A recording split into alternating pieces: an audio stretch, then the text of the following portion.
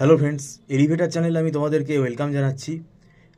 আজকে আমাদের ওয়েস্ট বেঙ্গল জেকা 2025-এর পরীক্ষা ছিল এবং আমাদেরও স্টুডেন্ট পরীক্ষা দিয়েছে। তো আমি কোয়েশ্চেনটা আমাদের স্টুডেন্ট মারফত যেটা জানতে পারলাম, আমি দেখলামও কোয়েশ্চেনটা, মানে একটা সেটই দেখলাম। কোয়েশ্চেনটা কিন্তু খুব সোজা হয়েছে। এটা আমার পুরোপুরি ব্যক্তিগত মতামত, কারণ এটা এক একজনের মতামত এক এক রকম হবে।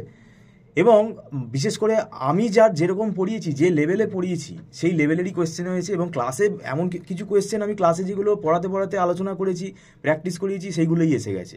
তো এটা মানে নিজের প্রশংসা নিজে করছি এরকম ব্যাপারটা না, যেটাতে একটা লেভেল আছে। আমি এর আগেও ভিডিওতে বারে বারে বলেছি, আমাদের আইটি বা কম্পিউটার সায়েন্স রিলেটেড কিন্তু অনেক কম্পিটিটিভ এক্সাম হয়। নেট পরীক্ষা হয়, গেট পরীক্ষা হয়, তারপরে জেকা আছে, এরকম আরও কম্পিটিটিভ এক্সাম আছে। এক একটা এক্সামের লেভেল এক এক রকম। আমি এমন লেভেলে পড়ে চলে গেলাম, গিয়ে দেখলাম আমার সেই কনসেপ্টগুলো সেখানে খুব একটু ডিপ লেভেলের কনসেপ্ট, সেগুলো তার যে অ্যানালিসিস সেগুলো একটু টাইম কনজিউমিং।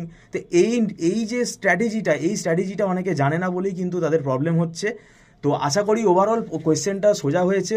এবং আমি আগামী বছরের স্টুডেন্ট যারা আছে 2026-এ যারা পরীক্ষা দেবে, তাদের আমি একটাই কথা বলবো, এখন থেকেই পড়া শুরু করে দাও, তাহলে দেখবে স্মুথলি তোমাদের সিলেবাসটা এগোবে। এই যদি দেরি করে তোমরা পড়া শুরু করো, তাহলে কিন্তু মুশকিলে পড়ে যাবে। এবং এইবারে যে কোয়েশ্চেনটা হয়েছে, কোয়েশ্চেনটা ইজি বলছি ঠিকই, কিন্তু কনসেপ্ট যদি না থাকে, মানে ওই পরীক্ষার 2 মাস আগে 3 মাস আগে যদি তুমি পড়ো, কারণ আমি দেখলাম রিলেশনাল অ্যালজেব্রা থেকে কোয়েশ্চেন দিয়েছে কিন্তু এবারে। তো রিলেশনাল অ্যালজেব্রা তুমি যদি না জানো, তুমি লিখতে পারবে না, কারণ ভুল অ্যাটেন্ড করলে তো নেগেটিভ মার্কিং হয়ে যাবে। তো যাই হোক, এইভাবেই পড়তে হবে। কনসেপ্ট ক্লিয়ার করে পড়লে কোয়েশ্চেন কিন্তু অ্যাটেন্ড করাটা খুব ইজি হয়ে যাবে। এবং যেকার লেভেল খুব যে বিশাল অ্যাডভান্স লেভেলের ক্রিটিক্যাল কোয়েশ্চেন আসছে, সেটা না। আর আমি আগেই বলেছি যে তোমরা একটু সময় দিয়ে পড়ো, আমরাও পড়াচ্ছি। তোমরা যদি যোগাযোগ করতে চাও, যোগাযোগ করতে পারো। Thank you so much.